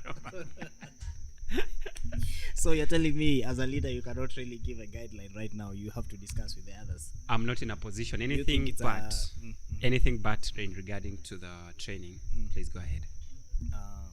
Okay, I see. So now tell me, when did you start riding? And when did you start training? Good. So I started riding 2009, December. Mmefunga shule. I'm just done with my primary school education, so up country, and everybody in up country rides. So you go hunting. Men is for hunting, so you go hunting other areas. Mimi tu ndo nabebwa. So imagine naendea pillion, pillion. So you cannot have a one-on-one conversation due to pillion wawili. So there's so I'm like, I can learn how to ride. And so nilitrainiwa kienyeji mbaya sana. Which bike? Actually that was the top of the top. It's Skygo 175cc. Hey, gear tano. Slightly lower than the TVS. Above. What do you mean low? Above? Or which TVS? No, boxers weren't there. Yeah. We had boxers that were there were 100. There's a box 100 that has a flat tank and flat seat. They're well sold in Uganda though. And the boxer on 50s. But the ones that were there were TVS Victor. There was a Skygo. Skygo was like the Jingsheng right now. It was on the market, the proper one. Which bike was there again? I think Skygo was not the only, but then we had some Link. I don't know these other names. Yeah. So anyway, started on that on 2009. As a punishment, my folks told me not to be on the bike otherwise sit a joint for one. Of course. Really? Yeah. That was brutal. No, man. We come from a very masculine family. You do it or not. And you are denied your right to education because that's the only threat that could hit and shake me. The others no. If so only you had your own school fees. You guy. But you know what? Again, like I said, I am from a rebel, masculine, whatever. My shosho was like, nauza coffee, nauza changa, school fees iko. We endesha. Unataka kuendesha nduthi, endesha baba. Kwanza kuja nikupe biashara. And she's the one who gave me cash. I went and bought the bike now. Hey, from Gangster. Bisaya Changa. Hey, so I used to smuggle some changas. Okay, maybe on the record. So Changa is illegal. Now I'm wondering, Changa I'm saying I used to smuggle water. So Changa is illegal, and she's making you do illegal things. Underage. Underage illegal. Gangster shosho. You know, so did it for almost half of the year, 2010. Then my dad looked and saw, this guy, he's not even changing. And then he used to have this sifa. Sasa acha nikwambie, the reason why safety was like the top notch on me from the word go, my dad was against me. My bro used to say, utakufa tuachie shamba. You know, Luya shamba is everything, right? Yeah. It's just really Kenya. Shamba na watoto. Yes. Utakufa nitachukua shamba yako. So everyone home wako against. Mom was like, if you dare touch that thing again, nakulaani. And I was like, okay. So I'm whose bike is this now? This is a kuomba, mabeshti, kuzo and all that. So when the village guys have seen you around. So village guys come when I'm riding, nikiwabeba, wanakuja wanaambia mom, kijana wako ndiye anaendesha pole pole because najua nimeogopa sitaki nianguke. Then my kuzo is a chief. So dad ameambia chief, tafuta hii jamaa ukishika na kulipa. Okay, wait, your kuzo is a chief? Yes. Your grandma is a changa dealer? Yes. Hey, how does this work really? Bro, suka ushago. So everything was against me. And I really had to be safe. And that's how I became a little bit more keen on how to ride this thing. I did it out of fear. If I go down, no one will pay for me the school fee. I mean the hospital. Bills and everything. Bills. Nikishikwa. Ndo sasa dada atalipa ndo nikae huko zaidi. Chief ni relative. Yes. Keep in mind I'm underage. I don't even have a license yet. Right? But this is like up country huko ndani mavichaka. So anyway. And then he realized I'm safe. Sijakufa all that long. And then, everybody ananisifu nini. So like, do you still want to go to school ama umeshika pesa? I'm like, no. In fact, nilikuwa nimenunua vitabu, I'm studying. So this time you're using the bike for commercial? Like you're carrying people? Yes. Oh. So that's what happens when you're done with the school nowadays or throughout these kiddos right now, shule zimefungwa. Accidents zile most zinaweza happen zitakuwa za minors on the bike. In Ushago mostly, yeah? And even the highways. Keep in mind, walio lazima tuende Ushago na Jaluo kufanya harusi. I mean the Christmas. You know, I heard that these kids sometimes they even refuse to go to school. They get a boda. If you're getting like 3,000 a day up country, what's education? Boss, and actually wanajenga manyumba na and then making a kill. Hey, one trip those days. Nowadays maybe biashara imeharibika. Bisho used to ganja to give me like 3,500. Nikismuggle little maji. Just like that. Of course, you're making good money. So at the end of the trips, umepiga trips 2-3. Unaenda na boda illegal, una smuggle hiyo nini. You're shouting. So anyway, yeah. Hey, Micah. Those days, that's why I'm here. Just look at how you've turned out to be. Yeah, that's why you're now advocating for safe riding. Yes, because I've been there. But you survived. I survived. That's the word. I survived. So anyway, came to Nairobi and I met now my father in biking, the founder of Inked Bikers, Malibu, if you heard of him. Malibu still rides? No, he still trains as well. Very brilliant guy. I'll have him on the show someday. Please do. Very brilliant. Mwambie tuongee na sauti kubwa, ongea kidogo. So he's the one who initiated me. I used to work at where he lives and used to see these bikes. One day he comes in, a student kakuja kakwama kwa barabara, and then I went and helped. I mean, I went nikamsaidia. He was like, "Aya, unajua ride?" I was like, "Yeah." Like, mbona hujaisema nini ningekuwa we see how to go. But anyway, he told me to look for the license, which I did. He helped me, actually. He's the one who paid. I've never paid him. Bado nataka 7 takulipa sa if you want still. So nataka 7K. Yeah.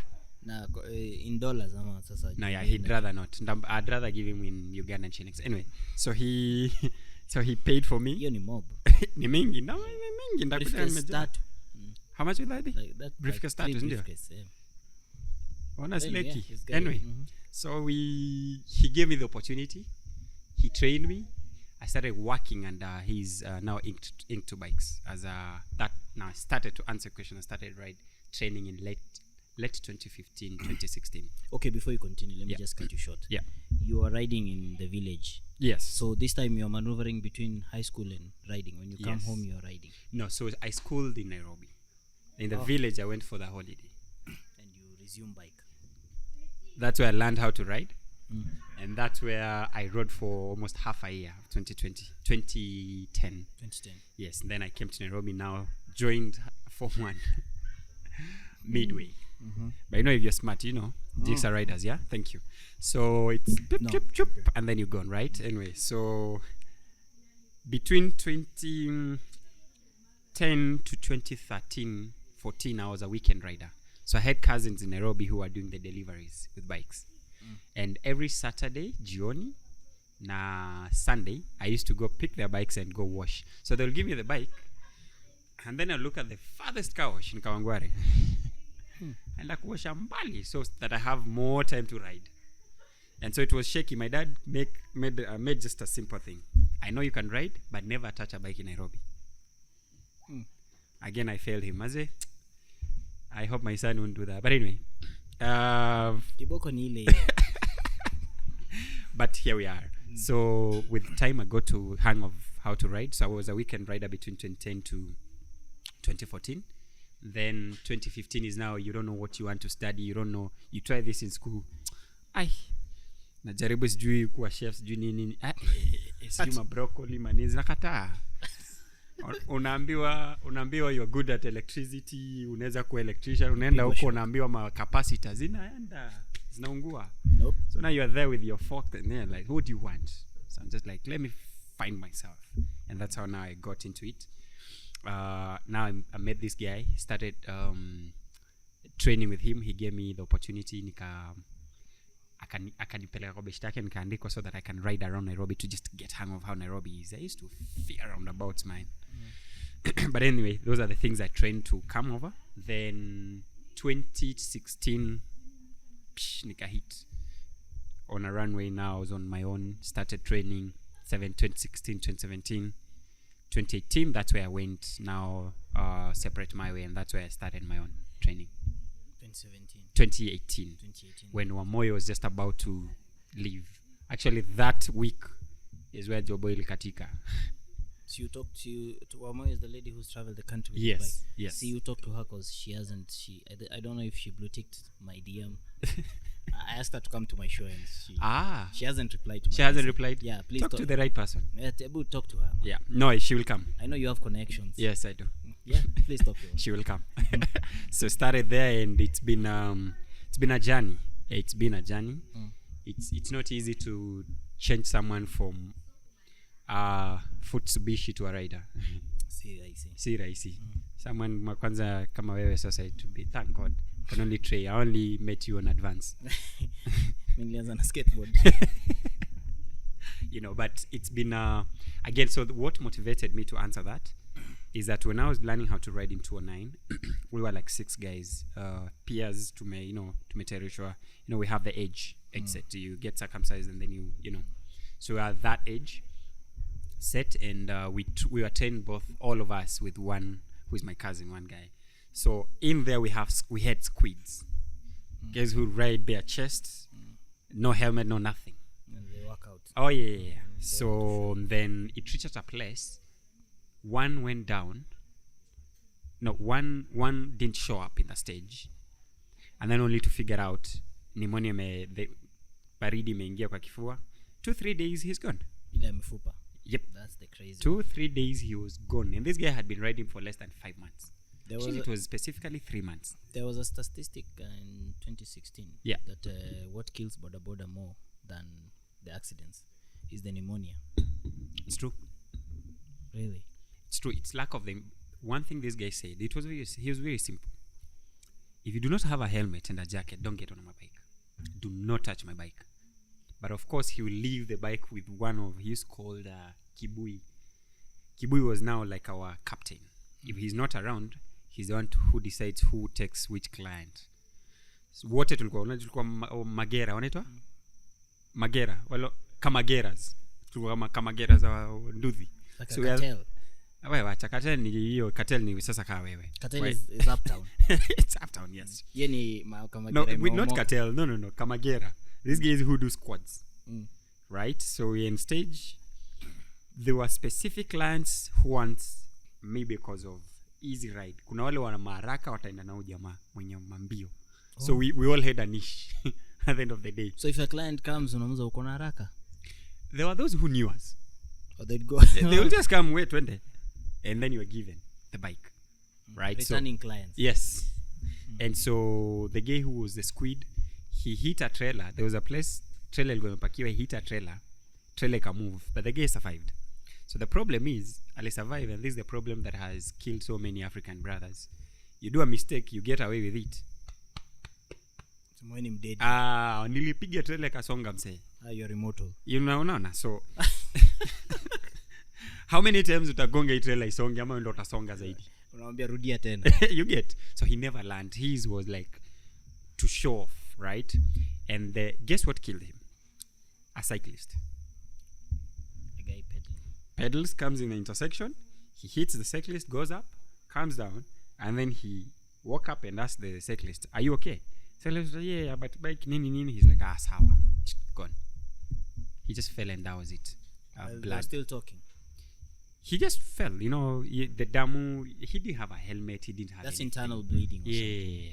So this guy with the baridi, this guy na kugonga msewa nini there, and then the head is the one that killed him, of course without a helmet. You see now, then again the major fear was like we had wase wanaiba bikes.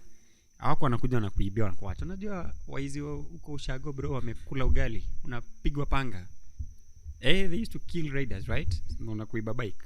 So there were so many things that to be keen with, more than just, it wasn't like specific I have not to be killed with a bike or a car or a trailer. There were so many things that was running in my mind, keeping in mind everyone is watching to prove me wrong. So with that I was like, people can actually make a decision to be safe.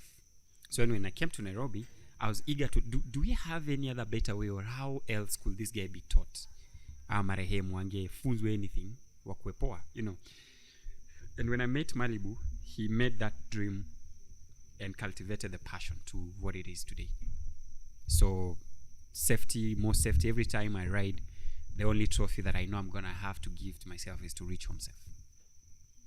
Just that life, being home safe, is the best gift I can. And then you see I have a small one. You have something. It's unfair. It's unfair for him tomorrow, Mengia. It's just unfair to them. It's unfair to you guys. Now you know me better. You'll be like, man, I interviewed this guy. It should never be there. But as a matter of fact, anytime from now on when you come for a ride with me without your jigsaw, I don't want to see you doing more than 120. But the guy who says I was never seeing him, he's so far much ahead. Only the place I see him where the tuk-tuk comes in. Otherwise, you're still doing. do you know I saw that tuk-tuk? Funny thing, do you know I saw that tuk-tuk before you saw it? Yeah. Actually, you had mentioned it. I saw it. That comes to awareness. Awareness. Yeah? So where were we said let me not use I'm a what? Just say it. There was a time I was riding. I actually went to Nyeri and back through Othaya, and then on the Aberdare side there's a beautiful road. Anyway, I was coming in with a 600 CBR. And then there was a time I was having too much fun bana. Yani kila kona naichukua unasikia nipewe katrophy ama kariko. That moment, in the moment, everything is so sweet. Then kajiuliza, why am I having too much fun? And kajiuliza, everything okay? Then enye kuangalia, I'm pushing it, and I'm not keeping in mind what if. Pale tu nilijiambia what if, nimelala nikasema wacha ni roll off the gas. Maybe tu kuna ngombe, kuna zebu ina overtake kwa hiyo kona. Ku roll off the gas uko hapa. Naona kuna mat na probox. Kona na in guardrail. Ukiangalia nikasema okay, hapa naachilia bike. So just deciding this is how I'm going to fall. Nikasema napeana bike, mimi naruka. choose how you're going. Choose a way. But nikaangalia udere yenyewe nikasema bro. Unaona ile split of a second but at the same time takes forever. So I'm right here and I look at the driver of matatu with macho. This driver is here. What he did, he just moved out like on the shoulder. This driver of Probox did the same, followed him. It was a shuk. Mkia inaingiaga.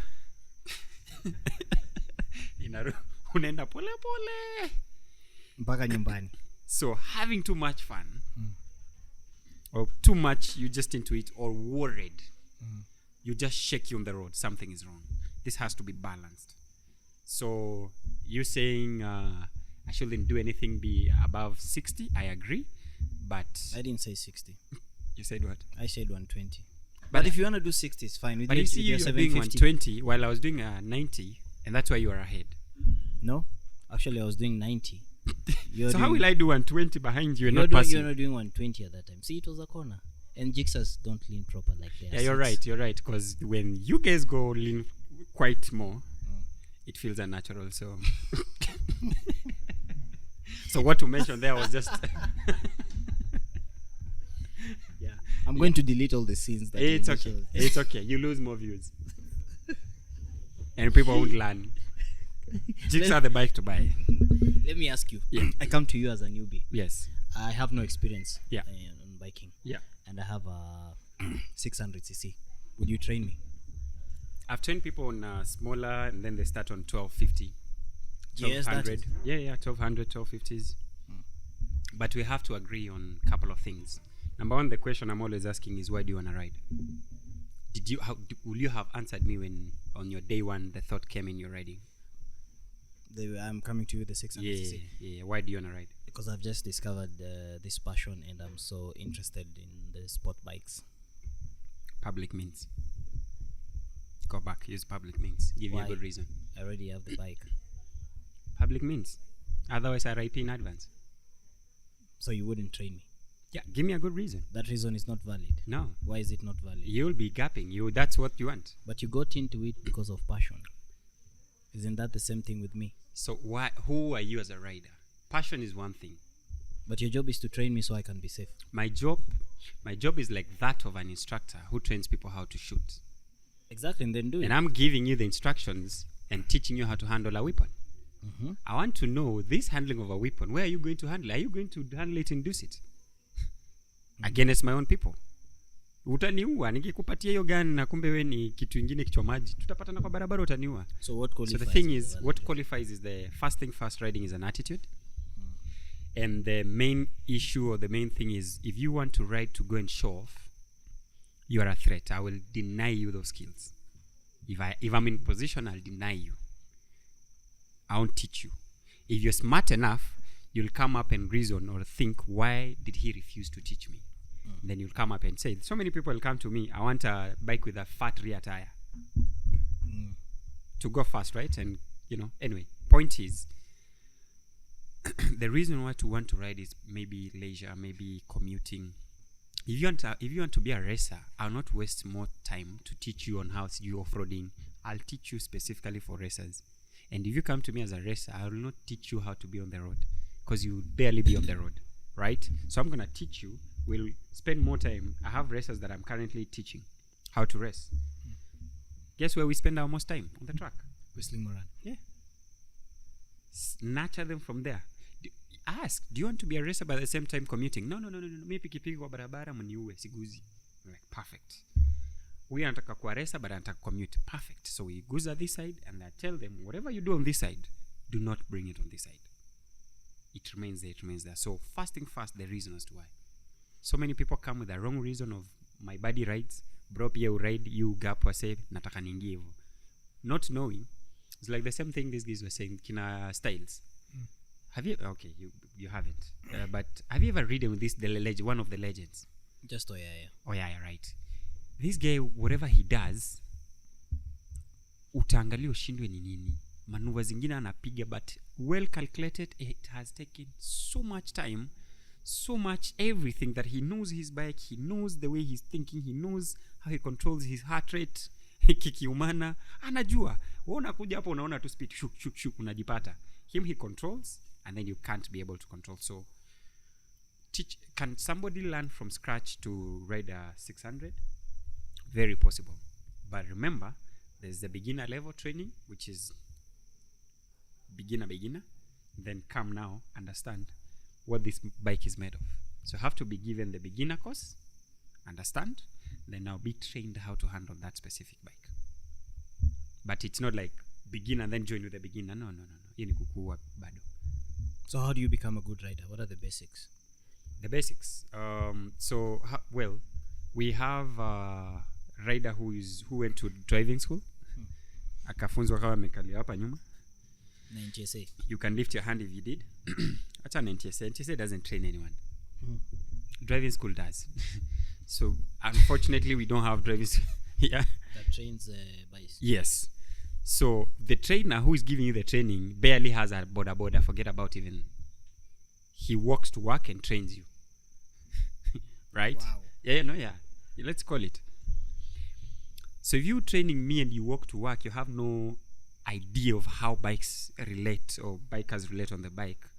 Then you're sitting here and just holding my throttle, and first when you start and move, then it becomes so hard to translate that to the to super bikes or any other adventure bike. But if you're being trained with somebody who is a professional doing that, then there's a different approach. Someone who trains you kwa mto na unaenda Olympics na mtu anakutrainia kwa swimming pool. So unaenda Olympics, unaenda kwa mto river ya Yala, piga hiyo zile kienyeji kututututu, anaona kuja kitaumano. I thought kienyeji ndio kusema. Ni sawa, wewe unajua maybe vienyeji za yeah. Najua mto kadhaa. Yes, that makes a lot of sense. Says if the upbringing is good, you can handle anything. The reason why we recommend slow build up, the only reason is that small bikes, you cannot ride a small bike by faith. It requires 100% input of skills. That's why bodaboda watakuosha hands-on skills, watakuosha mbaya. Lakini kuja kwa brewing hapo where they draw the line. Logic, bro. And so riding a bike, it's 10% hands and feet, 90% eyes and mind. So moving a bike, I mentioned, give a monkey a license, it will ride in a straight line. And if you're testing me how to ride in a straight line, there's nothing there. Tell me figure of eight. Tell me come stop at emergency. Take me on the roads here, I'm approaching the roundabout. How many people change roundabouts 10 times the length on the roundabout? And they're okay. Ukimangala nashindo, wewe ndo wazimu. It's because the training hasn't been insisted. Practically, in theory, yes, but practically, it hasn't. So, good, proper training will always. If you're training to be a chef, please don't go to an electrician. Go to that person. Wow, okay. Yeah. And what criteria do you use to ensure discipline among your students when you're training them? Yeah. Insisting on I'm a pro safety, pro life, and I'm always telling guys one life or one heart at a time. I go by that. I'd rather train one person for 1 month rather than 10 people for 2 weeks. And that's why I said if anybody who gets into this as business idea, you're wrong, because you're commercializing this, and the moment you commercialize it, we'll have so many accidents and RIPs going on. So how I push this agenda to the students is very easy. What is the main aim of you riding? Let's lay down. Are you aware what you're getting yourself into? Bike, it's not dangerous. It's just unforgiving. And unfortunately, around the world, there's no idiot who can ride a bike. Zero. There's no idiot who can ride. No, hakuna mtu mjinga kwa pikipiki. Kwa hiyo moment tu wanaamwaga tu wakwe kaujinga tu alafu anarudi. Because you cannot survive if you are stupid on the bike. They snap back. Yes. Ukihatu hapa. Unalash kidogo. So anyway, talking about you can't be stupid. You really can multitask on the bike. And these are the statistics. The world sees you. When you walk in somewhere with a helmet holding, kila mtu anakuangalia, marehemu mtarajiwa, marehemu mtarajiwa, marehemu mtarajiwa. But you now, when you're approaching the art, you know this bike is a pen. And the history I'm going to write with this pen will live forever or will die where immediately 2 days. So the aim is to leave legacy for the longest time. I tell people I want to write to the level when I'm sitting with my great and tell them I rode so many times that God blessed me with a chopper I no longer needed to ride. Rather than mazeni liendesha niko na sijui, you know, these people who brag. It's not bragging, but somehow they put it out like niko na, what do they call them? Titaniums. Accidents sometimes they happen because you know what. But if I'm gonna brag on how many whatevers I have in my body, they feel like they're getting points. It's come on, man. What are you telling these youngies? Yeah. Kama una chuma wezi mwanaume. Are you even a biker? By the way, that is so true. It's not something you should parade it and just. It's really risky. Yeah. Yeah, I've seen that a lot on social media as well. Yeah. So if we talk about with these youngies who are coming in the game and show them the scars and proudly, there's a tiny scar that I got on the bike right here. Even on my body, this one here, kadogo. And this, I'm always telling them, this one here, it's really nothing. Well, it was a slide on a Apache before I got the best bike on earth, a Jigsaw. So I'm riding. I was stupid. What happened? I was stupid. How many accidents have you been into? I've avoided 2. So I've dropped bikes 3 times. I've never like gotten hitting or anything. I choose my poison. Kikiumana, I choose my poison. So is that like your awareness skill or? The first one, that's why I was like stupid. We were quote unquote practicing at figure of 8 for the race at TGRV. And so I had the Apache. Yeah. So Apache team, man.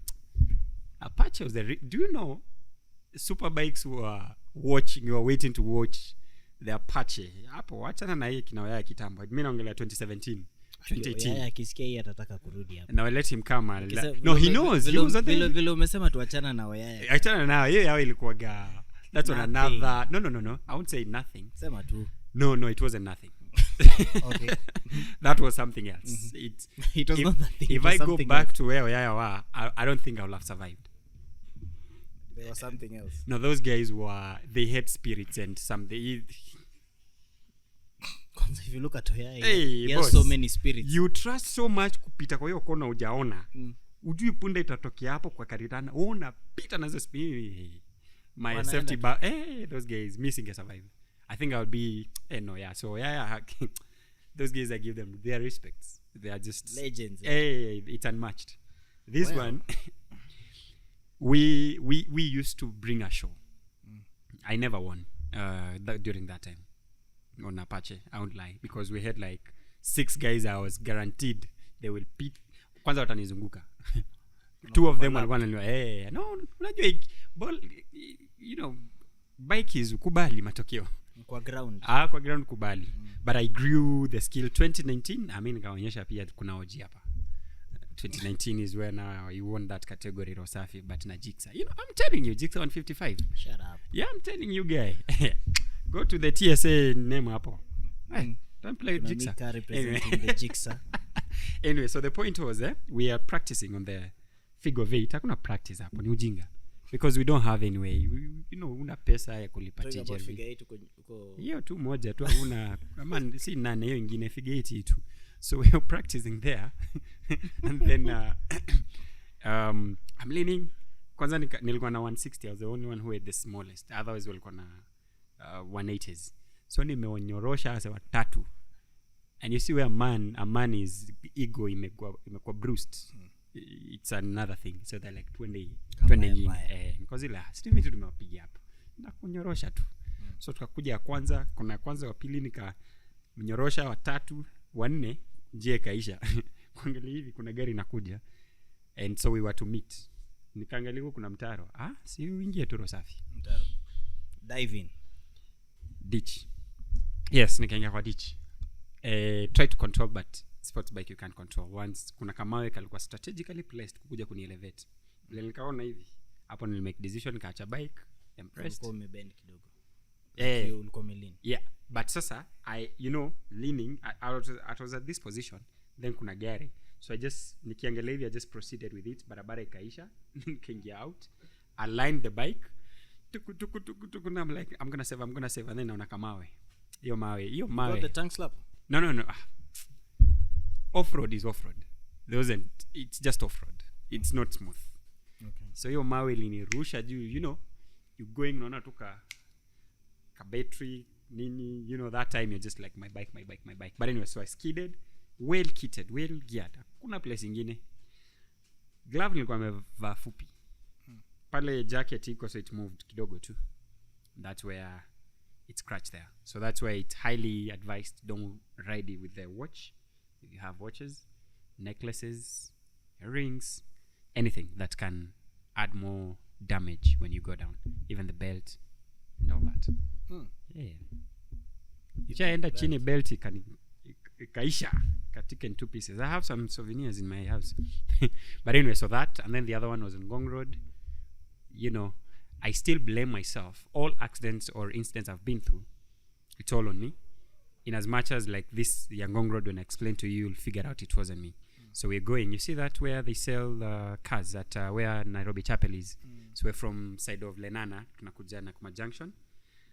Where there's a Lenana, where there's where you go to Nairobi Chapel, kuna Kibari, and then the railway pitas chini. Some bodas wanaiba hapo kukata cross. I said, this TX guy, I'm following him, and then I just see the brakes zinaingia. Mimi naona tu, it was like Sunday 6:45 a.m. naenda kwa class. Mimi naona tu jamaa ameshika ma brakes. Now this is why I'm sorry, but for me cruisers, and kama si Harley Davidson, hizo ni wheelbarrow. Hizo vitu hazina brakes. That's when I knew I was on a wheelbarrow, bro. Yani it was a distance I could stop even in a boxer. Nashika brake nasikia naachilia nashika mbele nasikia unashika brake zote unasikia bro, utaingia gari ama utaachilia bike. That's why you lay it low, lean the bike, ruka. So tukapitana na hii gari hivi, bike ikaenda hivi, mimi naenda hivi. So hapa nikiwa hapa naangalia huyu jamaa kaniangalia. When I landed, he came in front and he's like, "Hey bro, me fly." Then he proceeded. Kenyan style. To go now to take the right corner now. But now guys there wakachukua numbers nini, I followed up. Tukashika. Anyway, story for another day. But again, I blame myself because I trusted this guy so much that I never thought he can make such a move. And that's why when I was pissed because how you, a human being, make a turn where boda. Unajua ingekuwa boda ninge expect.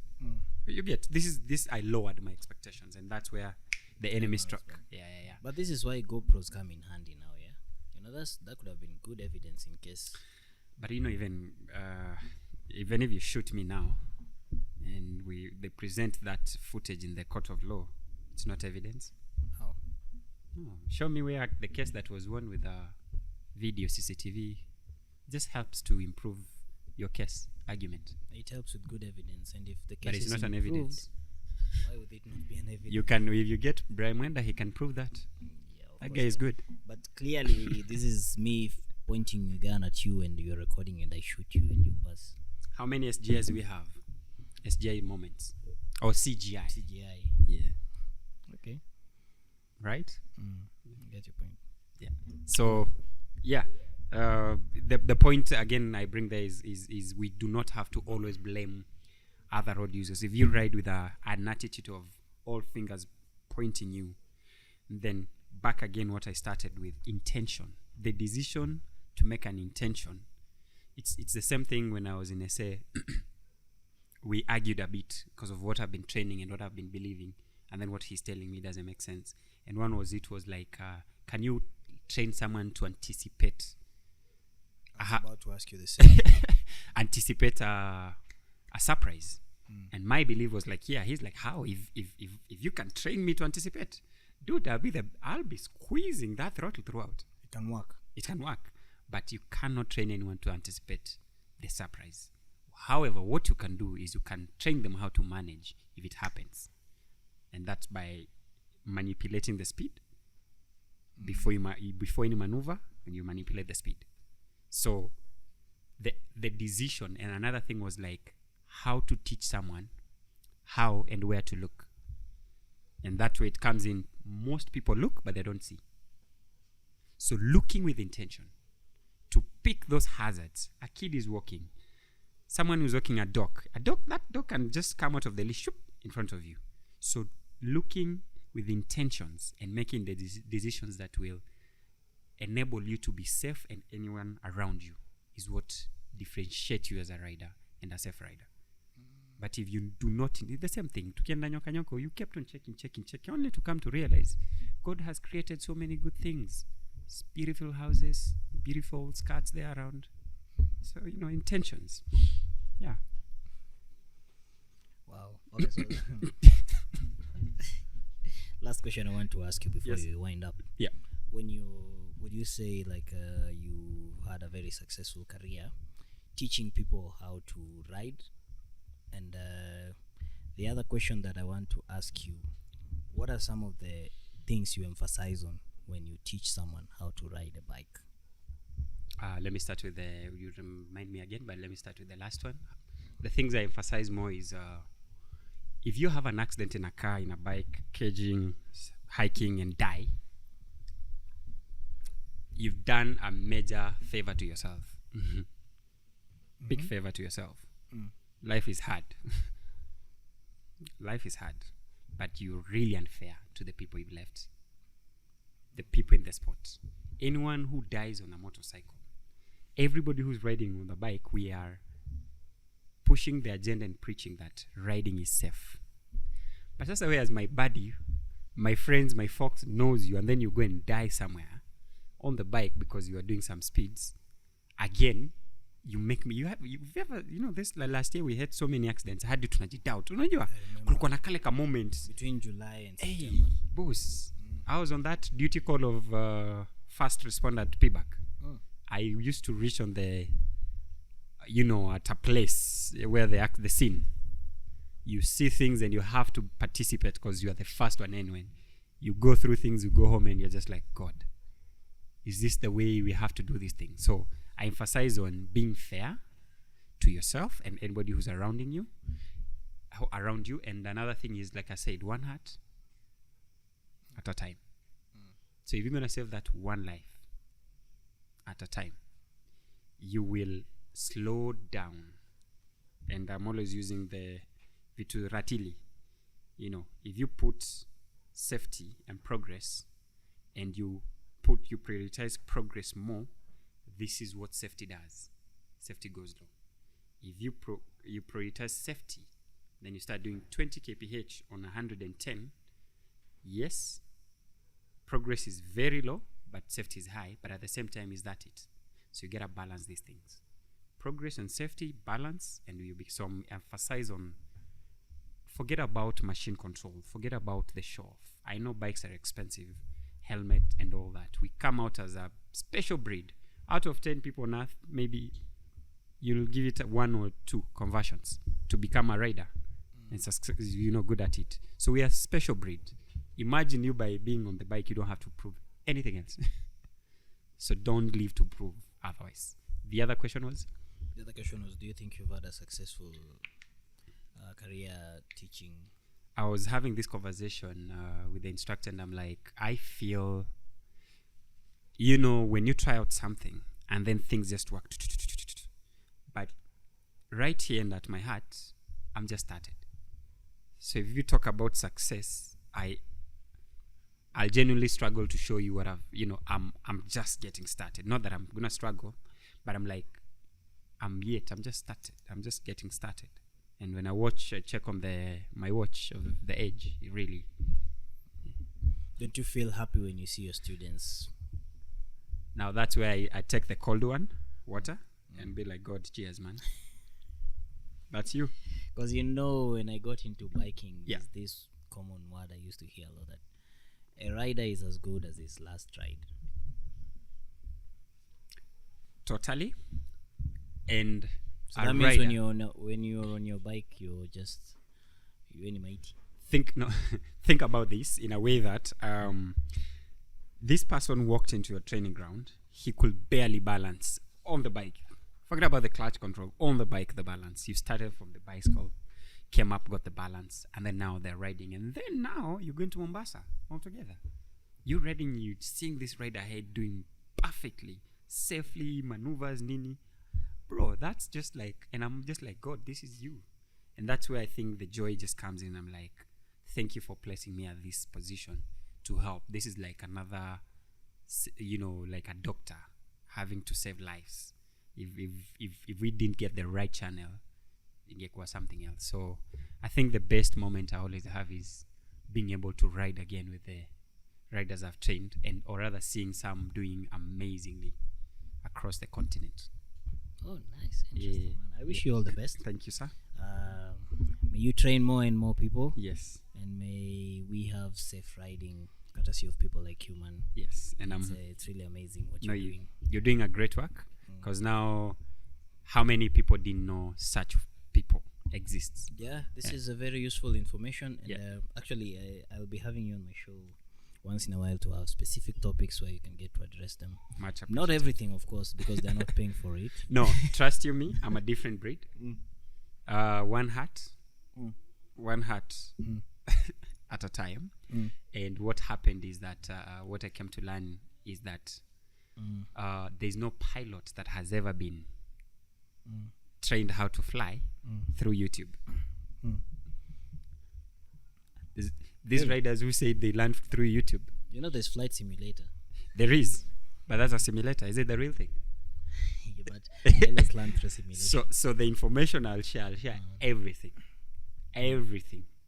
because I understand there's someone genuinely who wants to be a rider but cannot afford to have me. I'm not expensive, but the fact that them commuting or they don't have time, they can't be coming Nairobi. I can't reach forever in their life. But if they are watching this and they pick those nitty-gritty small tips and tricks that will help them keep them alive, man.